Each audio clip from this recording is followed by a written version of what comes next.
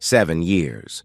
That's how long I'd been married to Natalie Porter Walsh, when everything I thought I knew about my life turned out to be a carefully constructed lie. My name is Cameron Walsh. I'm 37 years old, a project engineer making $92,000 a year. Nothing fancy, but decent money. My father was a contractor who taught me that a man's word is his bond, and my mother was a school teacher who drilled into me that respect and honesty aren't negotiable. I met Natalie at my friend Luke's engagement party 8 years ago. She was working as an event coordinator then, 28 years old, beautiful in that effortless way that made every guy notice. Auburn hair, green eyes, and a laugh that could light up a room. "This is incredible," I told her during a quiet moment by the bar. "You really know what you're doing." She smiled, tucking a strand of hair behind her ear. "Thank you. I love making people's special moments perfect," she replied warmly. That conversation led to dinner, then another. A whirlwind year of romance that felt like a movie. Natalie made me feel like the most important person in the world. She'd text me good morning every day, leave notes in my lunch, surprise me with tickets to games I'd mentioned. A year later, I proposed at the same venue where we met. Our wedding was everything she'd dreamed of. Country club elegance, 200 guests, a reception that cost more than my car. Watching her walk down the aisle, I would have paid twice as much. The first 3 years were good. Really good. Date nights every Friday, weekend trips to the mountains, quiet Sunday mornings reading together. Natalie kept working, building her client base, talking about starting her own company. Then everything changed. "I'm burned out, Cam," she told me one evening over dinner. "I want to focus on us, on our marriage. Maybe starting a family soon," she said, setting down her fork. I supported her completely. That's what marriage is: partnership, sacrifice for each other. If she wanted to take a break, we could make it work. But the family part never happened. Every time I brought up kids, Natalie would deflect. "Not yet, honey. Maybe next year," she'd say. Then it was, "Maybe when we buy a bigger house." Then, "Maybe when we're more financially secure." I stopped pushing. For a while, things seemed fine. Natalie appeared happier without work stress. She took up cooking, redecorated, spent time with friends. But slowly, things started shifting. 6 months ago, Natalie announced she wanted to join Platinum Fitness, an upscale gym costing $300 monthly. "I want to get in better shape," she explained enthusiastically. "This place has the best trainers, great facilities." I encouraged her completely. And at first it worked. She came home energized, glowing, talking about workouts with genuine enthusiasm. But then other things changed. She began spending more time with friends from the gym. These mysterious workout buddies I never met.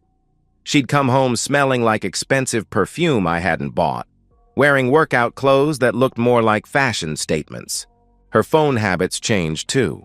She'd check it constantly, smiling at messages in a way that made my stomach twist. When I'd ask who was texting, she'd give vague answers. "Just the girls planning workouts," she'd reply dismissively. Or, "Someone sharing a funny meme." The smile she gave those messages. It wasn't the smile she gave me anymore. Then came the vacation idea. "We haven't taken a real vacation in forever," she said one March evening, curling up beside me on the couch. "What about Maui? That resort your coworker Brad mentioned?" she suggested excitedly. "I love it," I responded immediately. "Just the two of us?" "Well, what about asking Jade to come?" she asked hesitantly. "She's been going through a rough patch since her breakup. Sister time might be good." Jade is Natalie's younger sister, 32, recently divorced, works in marketing. If having her along made Natalie happy, I was game. "Sure," I agreed. "The more the merrier." I spent 2 weeks planning everything. Sunset Bay Resort, 3 rooms for a week, flights, rental car, $8,000 total. But seeing Natalie's excitement made it worthwhile. She researched spa treatments, restaurants, excursions with more animation than I'd seen in months. The night before leaving, I watched her pack. New clothes I'd never seen. Designer sundresses, expensive swimwear, perfumes from brands I couldn't pronounce. "I've been saving my own money for vacation shopping," she laughed when I asked about the expensive items. "A girl's got to look good in paradise, right?" she added playfully. Her own money. From what? She hadn't worked in 4 years, but I didn't push. On the plane to Maui, I noticed something troubling. Natalie was texting someone, smiling that private smile. When I leaned over casually, she tilted the phone away from me. "Who are you texting?" I asked casually. She quickly locked the screen. "Just Jade, confirming spa times," she replied without looking at me. But Jade was sitting right next to us, asleep for the last hour. As our plane descended toward Maui, I should have trusted that instinct. Should have confronted her right there, demanded real answers instead of convenient lies. But I chose trust over suspicion, hope over evidence. It was the last naive decision I would ever make. The first morning in paradise, I woke at dawn and decided on a beach run before anyone else stirred. The resort was stunning. Palm trees swaying in ocean breeze, pristine sand stretching endlessly, waves creating perfect natural music. I ran for an hour, feeling optimistic about the week ahead. This was what Natalie and I needed. Time away from routines, from whatever invisible tension had been building between us. Returning to our rooms sweaty and energized, I expected to find Natalie asleep. Instead, she stood before the mirror, fully dressed, makeup applied perfectly, hair styled like she was heading to a photo shoot. She wore a sundress I'd never seen, designer, expensive, coral-colored that made her skin glow. Her makeup was flawless, not casual vacation style, but something more deliberate, more seductive. "You're up early," I said, grabbing a towel from the bathroom. "Jade and I have spa appointments," she replied without turning around. "We want to get there right when they open." "Sounds perfect." "Mind if I tag along for breakfast first?" I offered. "Actually," she finally turned, her smile bright but forced. "We're grabbing something light at the spa. You should just relax by the pool. Read that book. This is your vacation too, babe," she said dismissively. Something in her tone felt like polite dismissal, like she was getting rid of me. But maybe I was reading too much into sister time. "Sure," I agreed. "See you for lunch?" "Definitely." "Love you," she said, kissing my cheek carefully to avoid smudging her lipstick. An hour later, showered and caffeinated, I settled poolside with a beer and my thriller novel. The resort buzzed with families, couples, groups of friends laughing together. I was 3 pages in when I saw him. He walked through the pool area like he owned it. Tall, maybe 6'2", muscular build screaming personal trainer. Designer tank showing impressive arms, expensive sunglasses, confident stride making people notice him. I barely registered him initially, just another gym-obsessed guest. Then I heard Natalie's laugh. Not her polite social laugh, her real laugh, pure, genuine joy I hadn't heard directed at me in months. Looking up, my stomach dropped. Natalie walked directly toward the stranger, face lit with excitement I couldn't remember seeing. Jade beside her, but Natalie only had eyes for this man. Reaching him, she didn't just say hello. She hugged him, intimate embrace, arms around his neck, body pressed against his, lasting several beats too long for casual friendship. I set down my book and stood, heart hammering. They talked now, Natalie's hand on his arm, laughing at something he said. He smiled down with obvious appreciation, and she looked up like he was the most fascinating person alive. I walked over. "Babe," I called out, voice carefully casual. "Who's this?" All 3 turned. Natalie's expression flickered with what looked like panic before smoothing into brightness. "Cam! Perfect timing!" she said with forced enthusiasm. She gestured toward the stranger. "This is Ryan from my gym. I had no idea he'd be here. Incredible coincidence!" she exclaimed. Ryan stepped forward with practiced confidence. "Cameron, right? Natalie's told me so much. Great to finally meet the husband, he said smoothly. I shook his hand, grip firm. Cameron Walsh. And you are? I replied evenly. Ryan Castellano. I'm a trainer at Platinum Fitness. Your wife's one of my most dedicated clients, he answered confidently. Trainer. That explained the body, the confidence, the way he carried himself like every woman should be impressed. Small world, I said neutrally. What brings you to Maui? Needed vacation. Work's been intense. Saw this place online, figured why not treat myself? He replied smoothly. His answer felt too rehearsed. Crazy coincidence you're at the same resort, I continued, watching his face carefully. Right? Couldn't believe it when I saw Natalie this morning. Hawaii's big, but here we are, he responded with that confident smile. This morning. He'd seen her this morning, but she'd supposedly gone straight to spa appointments. I thought you had early spa treatments, I said to Natalie. We did, Jade jumped in quickly. We ran into Ryan on our way, decided to reschedule so we could catch up, she explained nervously. Jade's voice was too bright, and she wouldn't meet my eyes. Over the next 48 hours, Ryan Castellano was everywhere. Breakfast the next morning, sliding into our table seat. Hope you don't mind, he said casually. Eating alone gets old. Poolside whenever Natalie appeared. Didn't you want to try that aqua aerobics class? He'd suggest. Same restaurant where we'd made dinner reservations. Wow, great taste. I heard this place was the best, he claimed. Every time I tried joining their conversations, Jade intercepted. Cam, help me with this excursion system? I'm hopeless with technology, she'd plead. Cam, I left my sunglasses at the beach bar. Walk back with me? She'd ask urgently. Cam, didn't you want to check that hiking trail? Let's ask the concierge, she'd suggest persistently.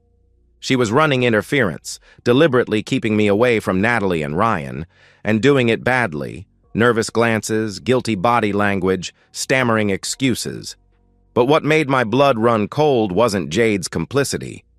It was watching my wife with Ryan. The way she touched his arm when talking, casual, familiar touches lingering too long. How she leaned in when he spoke, hanging on every word. How she laughed at his jokes with her whole body, like she hadn't laughed at anything I'd said in years. And the looks, heated, intimate glances full of shared secrets. I know what sexual tension looks like. What I was watching wasn't friendship. The third night, I decided to test my suspicions. I'm wiped, I announced after dinner, stretching dramatically. Calling it early. Poor baby, Natalie said, touching my arm. First affectionate gesture since arriving. You've been in sun all day. Get rest, she cooed sympathetically. You coming up? I asked hopefully. Actually, Jade and I were grabbing drinks at the lobby bar. Just a little bit. Sister time. I won't be long, she replied casually. Don't have too much fun without me, I said, forcing a smile. I went upstairs, waited 15 minutes, then snuck back down. The lobby bar was dimly lit with intimate seating scattered around central bar space. I positioned behind a large pillar where I could see without being seen. There they were. Natalie, Jade, and Ryan at a corner table. But this wasn't casual drinks. Jade sat separately, scanning nervously like a lookout. And Natalie had her hand on Ryan's thigh, not resting casually, caressing it, moving fingers in small circles while talking, body angled toward his, heads close like lovers sharing secrets. I pulled out my phone and started recording. 10 minutes of crystal-clear footage. My wife, wearing my wedding ring, touching another man intimately while her sister kept watch. When they started getting up, I slipped back toward elevators. I was in bed pretending to read when she returned an hour later. How was sister time? I asked without looking up from my book. Nice, she said, starting to undress. Just caught up on family stuff. Jade needs to analyze every dating detail, she replied dismissively. Where's Ryan tonight? I asked casually. She froze momentarily, dress halfway over her head. I don't know. His room, I guess. Why? She answered defensively. Just curious. Seemed like you three were having fun, I observed. He's nice. Good gym friend. But honestly, I was ready to get away. Sometimes guys don't know when they're being too friendly, she said carefully. The lie came so smoothly I almost believed it. If I hadn't just watched her hand on his leg, her innocent tone might have convinced me I was imagining things. Good thing you have Jade keeping things appropriate, I replied. Exactly. Good night, babe. Love you, she said, rolling over. Love you too, I answered. But I lay awake for hours, staring at the ceiling, phone heavy with recorded evidence. My wife was cheating on me, not emotionally, not crossing minor boundaries, full-on physical involvement, and doing it 10 feet from our hotel room with her sister as accomplice while lying about every detail. The worst part wasn't the cheating itself. It was the arrogance, bringing her lover on our family vacation, making me pay for the trip where she planned to betray me, using her sister to distract me while she carried on publicly. They thought I was stupid, so trusting, so naive, they could conduct their relationship under my nose without consequences. They were wrong. As Natalie slept peacefully beside me, probably dreaming about her trainer, I started planning. Not just how to catch them, I had evidence, but how to ensure the consequences matched the betrayal. My wife wanted to play games? Fine. She was about to learn some games have very serious consequences. I woke up the next morning with strange clarity. The confusion, second-guessing, desperate hope that I was misreading innocent interactions, all gone. In its place sat cold, focused determination. My wife was cheating on me with her personal trainer on our family vacation. The evidence was undeniable. Now I needed more. Not just proof for my peace of mind, but evidence so comprehensive, so irrefutable, that when this crashed down, Natalie could never gaslight me, never claim misunderstanding, never spin this to friends and family. I needed her caught dead to rights, with zero possibility of denial. I became a ghost in my own vacation, present but watching, participating but calculating. At breakfast, I smiled when Ryan joined uninvited. I made small talk about his workout routine, asked interested questions about training philosophy, played the friendly, oblivious husband perfectly. You know what? I said, buttering toast casually. I should probably start working out more seriously. Maybe when we get back, you could give me some tips, Ryan. Absolutely, he replied, flashing that confident smile. Always happy to help a friend get in shape. Friend. The word tasted like acid, but I kept smiling. Meanwhile, I cataloged everything. How Natalie's eyes lit up when Ryan spoke. Her excuses to touch him, adjusting his sunglasses, brushing sand off his shoulder, lingering handshakes. The subtle signals between her and Jade, meaningful looks, tiny nods, constant coordination of my distraction. After breakfast, when Natalie announced another spa day, I decided to verify their story. That sounds amazing, I said enthusiastically. What treatments are you getting? Maybe I should book a massage. Natalie glanced at Jade nervously. We're doing some full-day package. Sister's retreat thing. Very exclusive.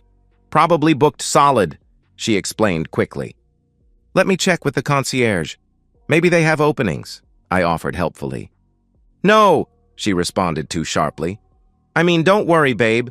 Today should be your relaxation day. Read your book, enjoy the pool, she added, forcing brightness into her voice. 20 minutes after they left, I walked to spa reception. Hi, I'm Cameron Walsh, room 412. My wife and sister-in-law have appointments today, Natalie Walsh and Jade Porter. I was hoping to upgrade their treatments, I explained to the friendly desk clerk. The clerk typed into her computer, then looked puzzled. I'm sorry, sir. I don't show appointments today under either name. Are you sure it's today? She asked helpfully. Maybe they use different names? Or the sister spa at the other property? I suggested. Sir, this is the only spa facility in the entire resort complex. Our system shows all bookings resort-wide, she clarified politely. Caught in line number 1. I thanked her and walked away, jaw clenched so tight I thought my teeth might crack. Over the following hours, I began systematic surveillance. I followed their movements through the resort, staying far enough back to avoid detection but close enough to document everything. Ryan's room was 347, one floor below ours. Convenient. I tracked their lunch coincidences, how Ryan always appeared at whatever restaurant or bar Natalie and Jade chose. The timing was too perfect, too coordinated. Someone was communicating locations. I started photographing everything, time-stamped images of them together, screenshots of resort activity logs showing no spa charges to our room, photos of Natalie checking her phone constantly, then Ryan appearing minutes later. The smoking gun came that afternoon. While Ryan was supposedly at the gym and my wife allegedly shopping with Jade, I decided to check the resort's private cabana area. These were secluded, rented by the day, designed for couples wanting privacy by water. I approached through palm trees, staying hidden, when I heard familiar laughter. Through foliage, I could see Cabana 7. There, lounging together on the same beach chair, were Natalie and Ryan. My wife wore a bikini I'd never seen. Barely there, expensive, the kind she'd never worn around me. She was lying with her head on Ryan's bare chest, his arm wrapped around her, both drinking champagne from the bottle. Jade was nowhere to be seen. This wasn't chance encounter. This was intimate afternoon date between lovers, planned and executed with hotel staff complicity. Someone rented that cabana, someone delivered champagne. I pulled out my phone and recorded everything. 5 minutes of footage showing my wife in Ryan's arms, bodies intertwined, sharing intimate conversation and alcohol in a private setting costing $300 daily. When I finally backed away, my hands shook, not with shock anymore, but pure rage. That night, I reviewed everything on my phone. Videos, photos, timestamps, detailed log of lies and deceptions. The evidence was overwhelming, comprehensive, damning. But I still hadn't caught them in the actual act. And that's what I needed. Not just proof of emotional affair, not evidence of intimate moments, but documentation of actual sex. Something so explicit, so undeniable, that even Natalie's impressive lying ability couldn't explain it away. I needed them caught in the act. The opportunity came the next day. Spa day again? I asked at breakfast, watching Natalie's face carefully. Actually, yes, she replied smoothly. They have this amazing couples massage package that Jade and I want to try. Very exclusive, takes most of the day, she explained with practiced innocence. Another lie, delivered with the same smile she'd used all week. Sounds incredible. Maybe tonight we can have actual couple time ourselves? I suggested hopefully. Definitely, she answered, squeezing my hand. I've missed spending time with just you. The lie was so brazen, so contrary to her behavior all week, I almost laughed. Jade claimed sudden headache and disappeared to her room. Ryan announced he was working out, then exploring hiking trails. Natalie said she was heading to her massage appointments. I said I was hitting the gym too. But instead, I followed my wife. She didn't go toward the spa. She walked through the lobby, past restaurants, toward hallway housing public restrooms near conference facilities. Ryan was waiting there. I watched from around a corner as they met, not like casual friends bumping into each other, but lovers who'd planned this encounter. They spoke quietly for 30 seconds, Ryan occasionally glancing around, ensuring they weren't watched. Then Ryan gestured toward the men's restroom door, and my wife looked left, looked right, and followed him inside. The men's room. My wife, the woman I'd supported for 4 years, taken on this vacation to reconnect with, who wore my ring and bore my name, had just walked into a public men's restroom with her lover. For several seconds, I couldn't move, couldn't breathe. The sheer audacity, complete disrespect, arrogance required to have sex with another man in a public bathroom while your husband was 50 yards away. It was so far beyond anything I'd imagined that my brain temporarily short-circuited.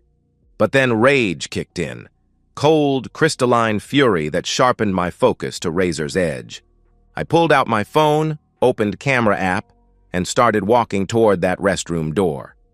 It was time to end this, not just catch them, but destroy them both so completely that consequences would echo through their lives for years.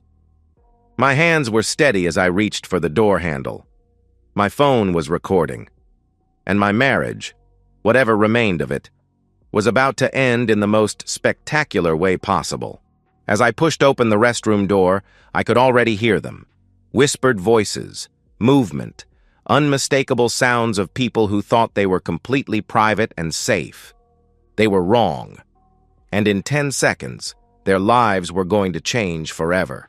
The men's restroom was empty except for one occupied stall at the far end. The handicapped stall, larger, more private, with a door that was slightly ajar. I could hear them clearly now. Natalie's voice, breathless and urgent. "God, I've been thinking about this all morning." Ryan's deeper response, "I can't get enough of you." The sounds that followed left no doubt about what they were doing. I approached silently, my phone camera already recording, my heart hammering with mixture of rage and adrenaline that made my vision crystal clear. Each step felt like slow motion, each sound from that stall driving the knife of betrayal deeper into my chest. When I reached the door, I could see them through the gap. Natalie was on her knees, still wearing her wedding ring, performing oral sex on her personal trainer while her husband was 50 yards away. Ryan was leaning back against the stall wall, eyes closed, one hand tangled in her hair. My wife, the woman I'd loved, supported, built a life with, on her knees in a public restroom, servicing another man. For several seconds, I just watched and recorded, documenting every angle, every detail. The evidence was perfect, undeniable, devastating. Then I pushed the stall door fully open. Smile for the camera. They froze like deer in headlights. Natalie's eyes went wide with absolute terror, her mouth falling open in shock. Ryan's face drained of all color as he scrambled to understand what was happening. "Cameron," Natalie started, trying to get to her feet. "Oh God, Cameron, please!" she sobbed desperately. I kept recording. 10 seconds. 20. Capturing their panic, their shame, their desperate attempts to cover themselves and explain the unexplainable. Natalie was crying now, mascara streaming down her face, reaching toward me like I might somehow unhear what I'd heard, unsee what I'd seen. "Cameron, I can explain. It's not what it looks like," she pleaded hysterically. "Really?" I said calmly, still filming. "Because it looks like my wife is sucking another man's cock in a public restroom." Ryan finally found his voice, fumbling with his zipper. "Dude, listen. This is complicated," he stammered. "No," I replied, putting my phone in my pocket. "It's really not." Then I moved. I grabbed Ryan by the front of his shirt and slammed him against the tile wall so hard that the impact echoed through the restroom like a gunshot. The mirror above the sink cracked. "Cameron, don't—" Natalie screamed in terror. My fist connected with Ryan's jaw with every ounce of rage I'd been storing up for days. The sound was like a branch snapping. Blood sprayed across the white tile, and Ryan's head snapped back against the wall. He tried to speak, tried to raise his hands defensively, but I wasn't done. I dragged him down to the floor, where he tried crawling toward the door. My boot came down on his knee with my full weight behind it. The sound of his kneecap shattering was distinctly different from the jaw punch, a wet crack, followed by his inhuman scream of agony. "Cameron, stop! You're going to kill him!" Natalie shrieked, grabbing at my arm frantically. I shoved her backward. She hit the floor hard, scrambling away from me in terror. Ryan was writhing on the bathroom floor, clutching his destroyed leg, crying like a child. His knee was bent at an angle that made my stomach turn, even in my rage. I looked down at him, this arrogant who'd thought he could have my wife with zero consequences, and felt nothing but cold satisfaction. "If you ever come near my wife again," I said quietly, "I'll finish the job." Then I turned to Natalie, who was pressed against the far wall, sobbing hysterically. "Get up!" I commanded coldly. "Cameron, please, let me explain," she begged desperately. "Get up!" I repeated with deadly calm. She struggled to her feet, shaking violently, makeup completely destroyed, looking exactly like what she was, a cheating witch caught in the act. I grabbed her arm and dragged her toward the door, then shoved both of them out into the hallway. The hallway was packed with guests returning from afternoon activities. Families with children, elderly couples, groups of friends chatting about dinner plans. The elevator had just opened, disgorging a dozen more people. Everyone turned at the commotion. Natalie stumbled out of the men's restroom first, sundress disheveled, mascara streaked down her cheeks, hair a mess, looking like she'd been doing exactly what she'd been doing. Ryan crawled out behind her, screaming in agony, his leg dragging uselessly, leaving a trail of blood on the carpet. And then I emerged, completely calm, not a hair out of place. The hallway fell silent except for Ryan's moans and Natalie's sobbing. "This woman," I announced loudly, pointing at Natalie, "is my wife." Gasps echoed through the crowd. Phones appeared, pointed at us, recording everything. "And I just caught her sucking this piece of shit's cock in the men's bathroom." "Oh my God," someone whispered in shock. "That's disgusting," another voice said with revulsion. Children were quickly ushered away from the scene, but the adults remained transfixed by the spectacle. Natalie collapsed to her knees, sobbing. "Cameron, please, I'm sorry, I'm so sorry," she wailed desperately.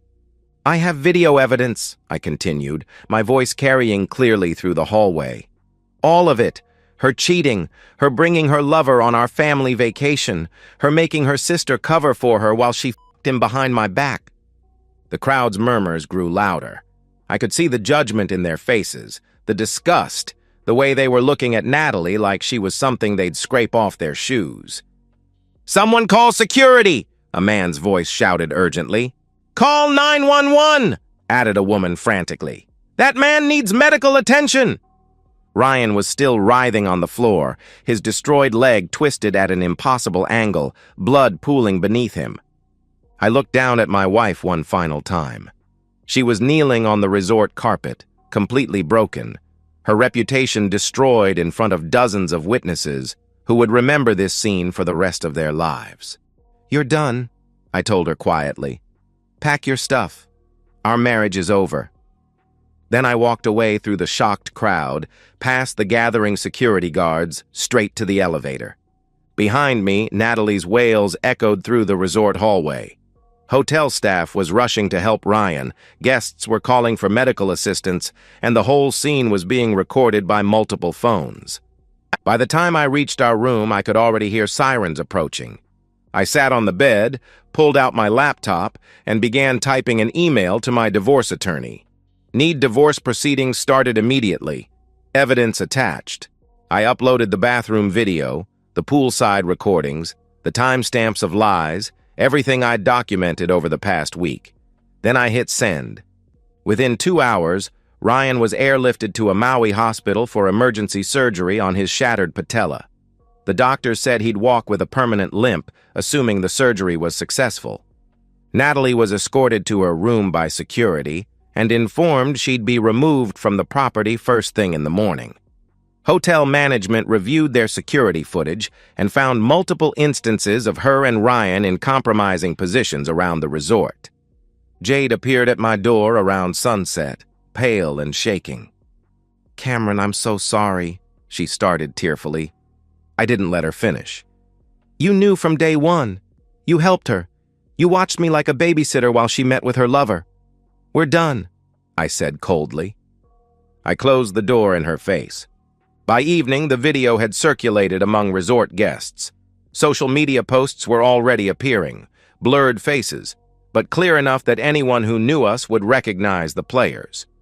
Natalie's public humiliation was complete and permanent. As I packed my bags to fly home the next morning, she pounded on my door. "Cameron, please, just let me explain. We can work through this. It was a mistake, a terrible mistake. I love you. I want to save our marriage." She sobbed desperately from the hallway. I didn't open the door, didn't respond, just continued packing while she sobbed and begged outside. I was done with her lies, her manipulation, her complete lack of accountability. She'd made her choices. Now she could live with the consequences. The real consequences were just beginning. I'm sitting in my downtown condo tonight, looking out at the city lights, thinking about how much my life has changed, how much better it's become. The divorce was swift and decisive.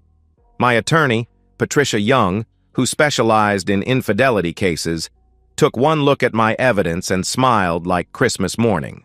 "This is the most comprehensive documentation of adultery I've seen in 20 years, she said confidently.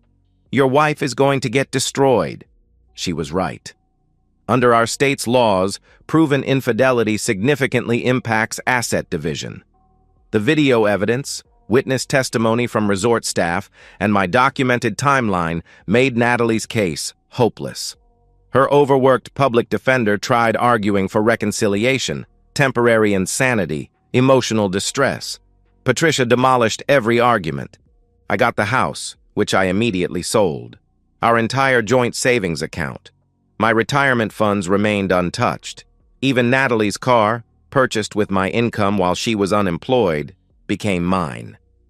Natalie walked away with nothing except her personal belongings and permanent shame. The social consequences were perhaps more devastating than financial ones. Her parents, conservative Catholics who'd treated me like the son they never had, watched the video. They disowned her immediately. "You are no longer our daughter," her father wrote in a text she accidentally sent to me instead of Jade. "You've disgraced our family and betrayed a good man," the message continued harshly. Her circle of gym wives and socialites evaporated overnight. These women, who'd apparently known about Ryan all along, distanced themselves the moment the scandal went public. Cheating privately was one thing, but getting caught on video in a men's restroom was social suicide. Natalie moved into a studio apartment in a rough part of town. She got a job waiting tables at a chain restaurant, her first employment in 4 years. Her gym membership was canceled, credit cards maxed out, Instagram account went silent. Jade tried reconciling multiple times. Texts, calls, showing up at my office. "I'm so sorry," she pleaded in voicemails I never returned. "I didn't know it would go this far. She's my sister. I felt like I had to help her. Can we please talk?" she begged desperately. I blocked her number, blocked her on social media. When she showed up at my workplace, security escorted her out. She chose her side in Maui. Now she lives with those consequences. Ryan's consequences were most severe. His shattered kneecap required 3 surgeries, metal pins, 8 months of rehabilitation. The leg never healed properly. He walks with permanent limp now, experiences chronic pain-limiting physical activity. All his training clients dropped him once the scandal broke. Several women came forward saying he'd made inappropriate advances during sessions. The gym fired him and banned him from premises. His social media fitness empire, 60,000 Instagram followers, sponsorship deals, collapsed overnight. He's working part-time at a supplement store now, drives a used Honda, lives in a 1-bedroom apartment. His dreams of opening his own gym are permanently dead. Ryan tried pressing assault charges against me. Patricia argued extreme emotional distress and provocation.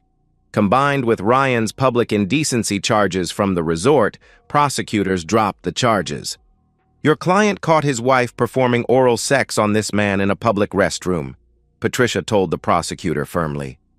"Any reasonable person would have responded with violence. My client showed remarkable restraint by only breaking 1 bone," she argued convincingly. "The Sunset Bay Resort banned both Natalie and Ryan for life. They sent me formal apology and full refund, plus complimentary future stays. People ask if I regret my actions that day. The violence, the public humiliation. My answer is always the same. In that moment, I wasn't thinking about lawsuits or optics. I was thinking about dignity, about making sure there were real consequences for disrespect. Could I have handled it differently? Maybe. Do I regret making sure the truth came out? Absolutely not, I reply honestly. I sleep better now than I have in years. I wake up knowing exactly where I stand, exactly who I can trust. I've started dating again. Nothing serious yet. It's refreshing meeting women who work, who contribute, who don't see marriage as a free meal ticket with benefits. I'm in the best shape of my life, joined a different gym, and discovered I actually enjoy working out when it's not a reminder of betrayal. I travel more now. Weekend trips to places Natalie would never go, hiking trails, fishing expeditions, sports events with buddies. I'm rediscovering interests I'd abandoned during marriage. On quiet nights, I reflect on what went wrong, what signs I missed, whether the marriage was salvageable at some point. But I've reached a conclusion that brings peace. Natalie didn't cheat because I failed as a husband. She cheated because she felt entitled to have everything, a provider husband and an exciting affair, and thought she was smart enough to get away with it. Some people are fundamentally selfish. No amount of love or support will change them. They'll take everything you offer and still want more, believing they deserve better while giving nothing in return. Natalie was one of those people. I'm grateful to have learned that truth now, at 37, rather than after 20 years and kids caught in crossfire. I close my laptop, finish my whiskey, look out at the city lights. Tomorrow I'm meeting Sarah for lunch, an architect with her own firm who splits every check without being asked. We're taking it slow, building friendship first. Life's too short to waste on people who don't value you. I learned that lesson the hard way, but I learned it completely. To anyone reading this, protect yourself, document everything, and never let anyone convince you that you deserve disrespect. I walked away with my dignity intact. That's worth more than any marriage could have been.